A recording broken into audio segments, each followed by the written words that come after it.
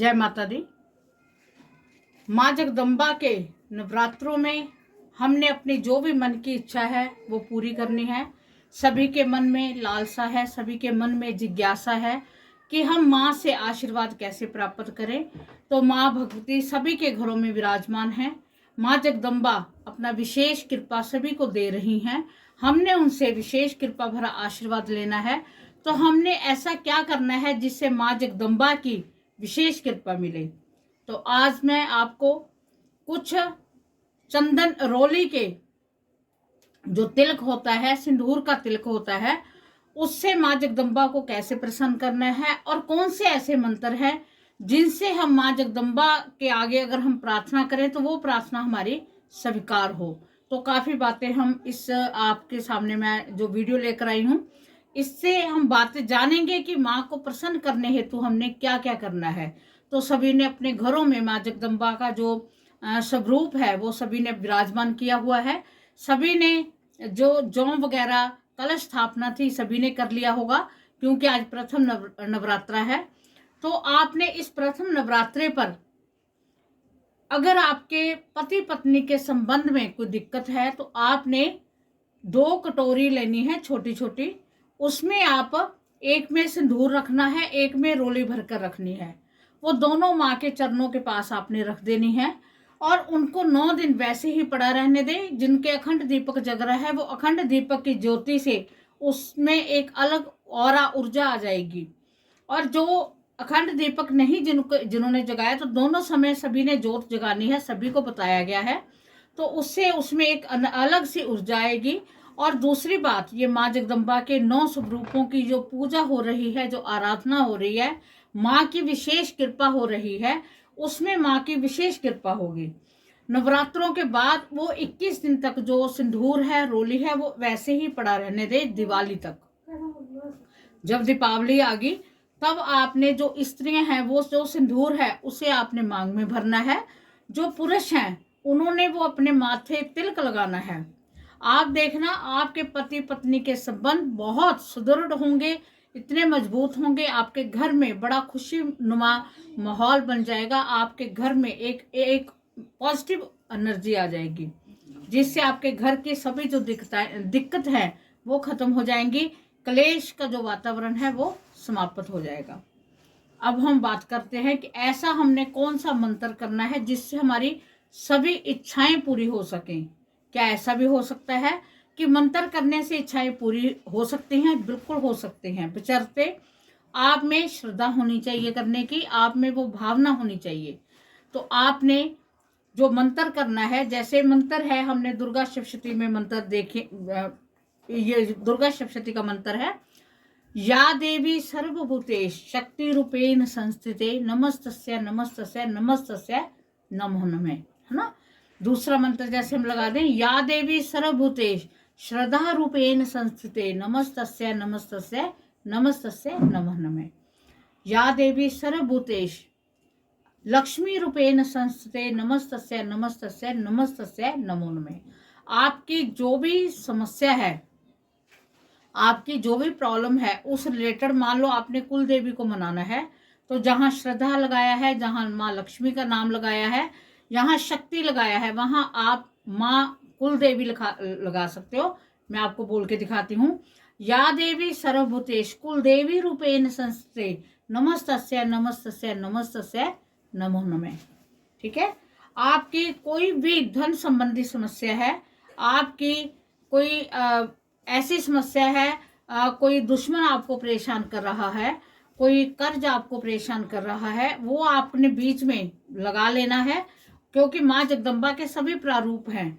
मान लो दुश्मन से आपने निजात पानी है, आपके दुश्मन बहुत खड़े हैं, तो माँ बगलामुखी जी का ध्यान कीजिए, माँ कुष्मांडा का ध्यान कीजिए, माँ कात्यायनी का ध्यान कीजिए, माँ कालरात्रि का ध्यान कीजिए। आपने डेली माँ जगदम्बा की ये 11 बार 21 बार बोलना ही बोलना है। अगर आपको कोई ज़्यादा परेशानी है तो आप इसका जाप 108 बार कर सकते हो। आपकी सभी समस्याओं का निदान इन मंत्रों में है। बाकी जो अध्याय जो पहले दिन कौन सा पाठ होना है वो तो वीडियो डल चुकी है, दूसरे पाठ की भी वीडियो डल चुकी है।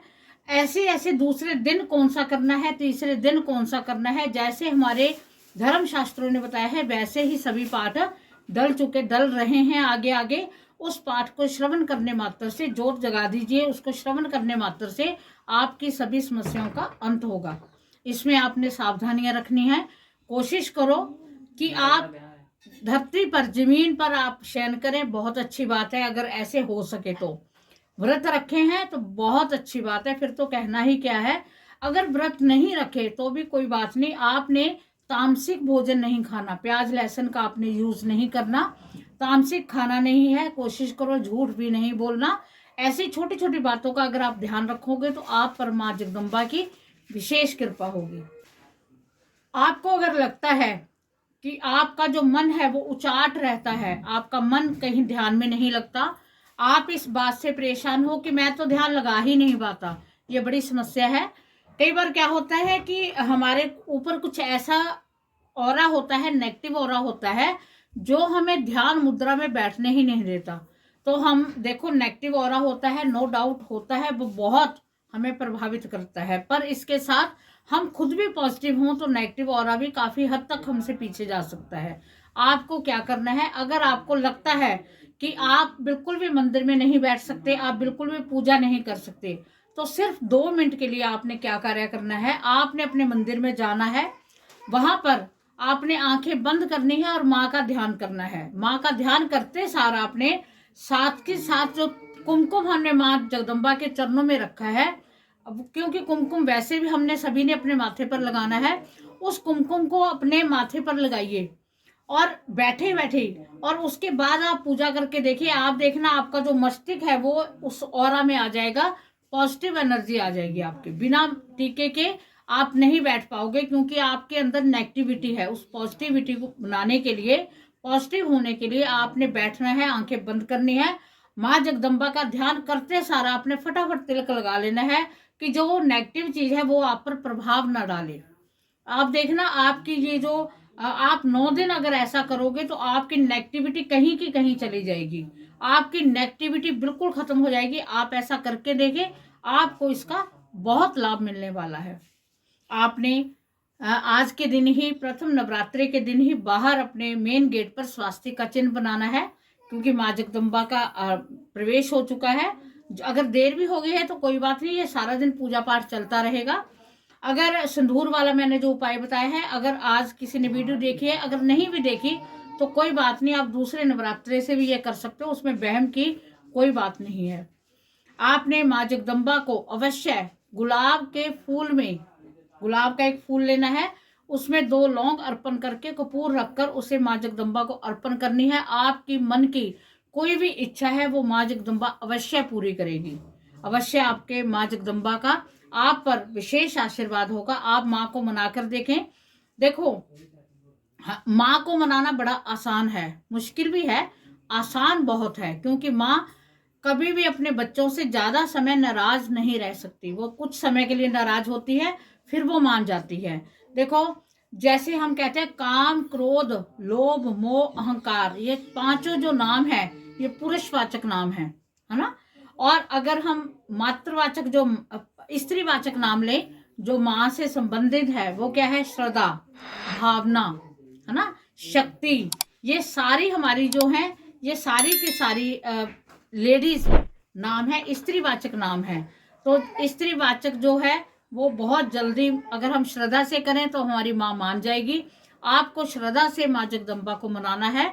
प्रतिदिन आपने सुबह जल्दी उठकर स्नान करके नहा धोकर आपने माँ जगदम्बा के आगे प्रार्थना करनी है। बैठकर आपने 10 मिनट 15 मिनट आपने अवश्य पाठ करना है, और नहीं तो 20 मंत्र का पाठ आप अवश्य करें। आप देखना आप पर माँ भगवती की विशेष कृपा होगी। तो उम्मीद है कि आपको वीडियो पसंद आई होगी। माँ जगदम्बा आप सब पर कृपा दृष्टि बनाए रखे। इसी के साथ जय माता।